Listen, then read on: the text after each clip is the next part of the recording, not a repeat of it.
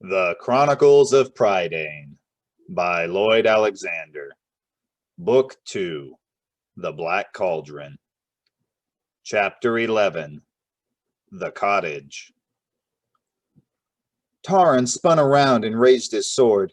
Suddenly in his hand writhed a cold serpent, hissing and twisting to strike. With a cry of horror, he flung it away.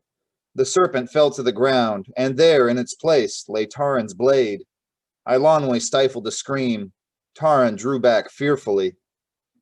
Facing him was a short and rather plump little woman with a round, lumpy face and a pair of very sharp black eyes. Her hair hung like a clump of discolored marsh weeds, bound with vines and ornamented with bejeweled pins that seemed about to lose themselves in the hopeless tangle. She wore a dark, shapeless, ungirt robe covered with patches and stains. Her feet were bare and exceptionally large. The companions drew closer together. Gurgi, trembling violently, crouched behind Taran. The bard, looking pale and uneasy, nevertheless prepared to stand his ground. "Come along, my ducklings," the enchantress said cheerily. "I promise it won't hurt a bit. You can bring your sword if you want," she added with an indulgent smile at Taran. "though you won't need it. I've never seen a toad with a sword. On the other hand, I've never seen a sword with a toad, so you're welcome to do as you please." "We please to stay as we are," cried Eilonwy. "Don't think we're going to let anybody—" "Who are you?" Taran cried. "We've done you no harm. You've no cause to threaten us." "How many twigs on a bird's nest?" asked the enchantress suddenly. "Answer quickly. There, you see," she added. "Poor chicks, you don't even know that. How could you be expected to know what you really want out of life?" "One thing I want," retorted Eilonwy, "is not to be a toad." "You're a pretty little duck," said the enchantress in a kind, cajoling voice. "Would you give me your hair once you've done with it? I have such trouble with mine these days. Do you ever have the feeling things are disappearing into it and you might never see them again? Oh, no matter," she went on. "You'll enjoy being toad, skipping about here and there, sitting on toadstools. Well, perhaps not that. Toads don't really sit on toadstools, but you might dance in a dew circle. Now there's a charming thought. Don't be frightened," she added, leaning over and whispering in Taran's ear. "You can't for a moment imagine I'd do all I said. Goodness, no, I wouldn't dream of stepping on you. I couldn't stand the squashiness." With mounting terror, Taran cast desperately about in his mind for some means of saving his companions. He would have considered this disheveled creature's intention as mad and impossible had he not remembered the serpent in his hand, its menacing fangs and cold eyes. You mightn't like being toads at first," the enchantress said reasonably. "It takes getting used to, but," she added in a reassuring tone, "once it's happened, I'm certain you wouldn't want it any other way." "Why are you doing this?" Taran cried with all the more anger at feeling himself powerless. He turned his head in fear and revulsion as the enchantress gave him a kindly pat on the cheek. "Can't have people poking and prying," she said. "You understand that much, don't you? Make an exception for one, then it's 2, 3, and next thing you know, hundreds and hundreds trampling things and getting underfoot. Believe me, this is best for everybody." From around the side of the hill at that moment, 2 more figures appeared. Both closely resembled the stout little woman, except that one wore a black cloak with a hood pulled up, nearly concealing her face, and at the throat of the other hung a necklace of milky white stones. The enchantress ran to them and called out happily, "Orwin, Orgok, hurry! We're going to make toads." Taran gasped. He shot a quick glance at the bard and Eilonwy. "Did you hear those names?" he whispered hurriedly. "We found them." The bard's face was filled with alarm. "Much good as it may do us," he said. "By the time they're through, I don't think we're going to care about the cauldron or anything else. I've never danced in a dew circle," he continued under his breath. "In different circumstances, I might enjoy it, but not now," he added with a shudder. I've never met a person, whispered Ilanwe while Gurgi snuffled in fright, who could talk about such dreadful things and smile at the same time. It's like ants walking up and down your back. We must try to take them unawares, Taran said. I don't know what they can do to all of us all at once. I don't even know if there's anything we can do to them. But we must take the chance. One or two of us may survive. I suppose that's all we can do, agreed the bard. He swallowed with difficulty and gave Taran a worried look. If it should turn out that I mean, if I should be. Yes, well, what I mean is, should anything happen to me, I beg you, do pay attention to where you tread. Meanwhile, the three enchantresses had returned to the cottage. Oh, Ordu, The one with the necklace was saying. why must it always be toads? Can't you think of anything else? But they're so neat, replied Ordu. compact and convenient. What's wrong with toads? Asked the hooded one.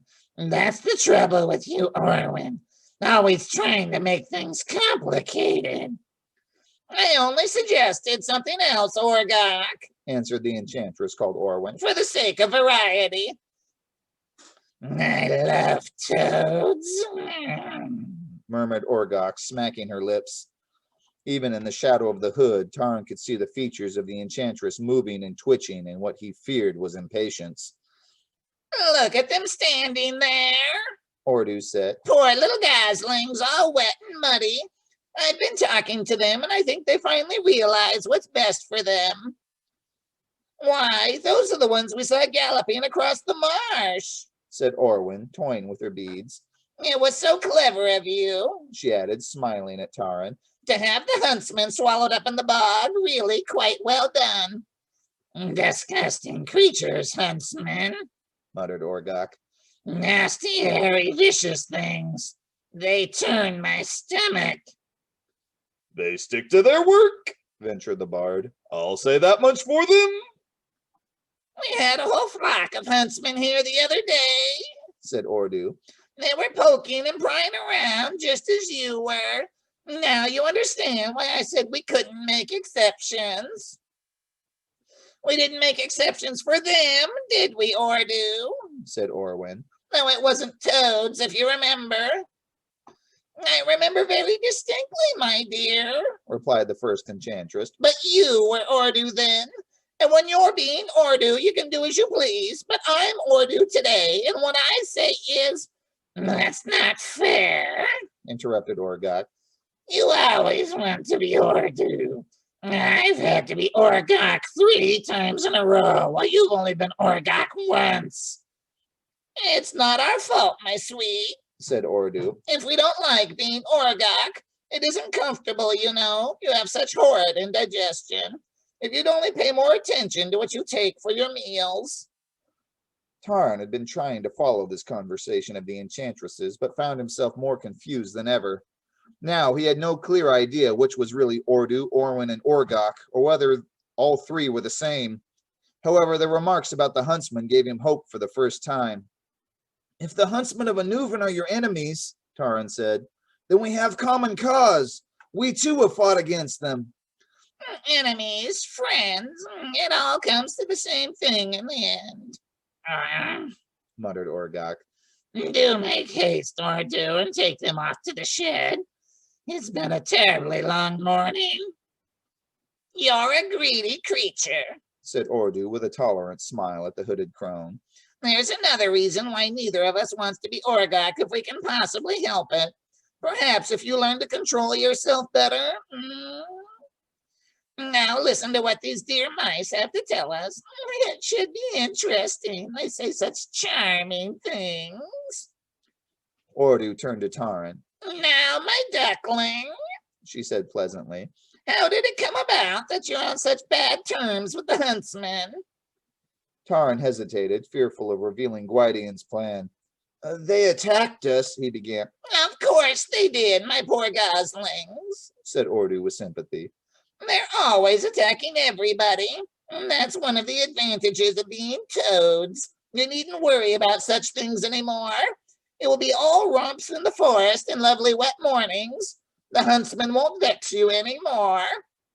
Now, true, you shall have to keep an eye out for herons, kingfishers, and serpents. But apart from that, you won't have a care in the world. But who is us? Interrupted Orwin. She turned to Ordu. And aren't you going to find out their names? Yes, by all means, Murmured Orgok with a lip-smacking sound. I love names.